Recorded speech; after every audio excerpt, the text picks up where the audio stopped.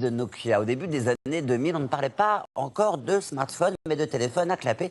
Eh bien, hier à la pointe, ces appareils sont devenus en moins de 10 ans vintage. Ils inspirent même certains constructeurs aujourd'hui et font la joie des collectionneurs. Reportage Jérôme Régali, Charlotte Dardelin et Julie Calderon. Lilian Maurer collectionne les anciens téléphones portables. Chez lui, il en a plus de 300 de toutes les marques.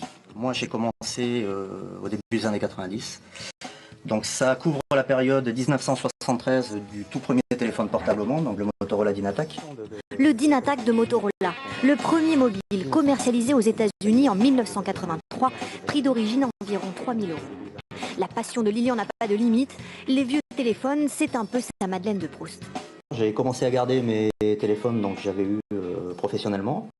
Et puis dans mon entourage, on m'en a donné quelques-uns. Et puis Internet aidant et facilitant, j'ai commencé à acheter quelques pièces pas très chères à l'époque. Car aujourd'hui, sur les nombreux sites internet de revente, les prix peuvent aller jusqu'à 700 € pour ce StarTAC Rainbow de Motorola. Ce Nokia 3310, lui, est plus abordable, 50 €. Et même les people s'y mettent. Rihanna et son téléphone à clapet, ou encore Anna Wintour et même Barack Obama. Mais alors pourquoi un tel engouement pour les vieux téléphones d'il y a 20 ans? L'intérêt de revenir au téléphone rétro, c'est tout simplement tout d'abord revenir à ses premiers amours. Mais c'est également des éléments qui nous ont convaincus par le passé. Alors ça peut être la solidité, ça peut être l'autonomie, ça peut être énormément d'éléments qui vont finalement nous parler au cœur. Les grandes marques se lancent elles aussi dans le vintage. Samsung sort son modèle à clapet, mais uniquement pour le marché asiatique dans un premier temps.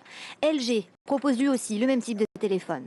En France, c'est Orange qui sort le téléphone fixe néo-rétro, celui des années 30, des films d'Hitchcock et des BD de Tintin, sorti prévu début 2016 pour 139 €. Il le fait très bien. Allez, du cinéma à présent.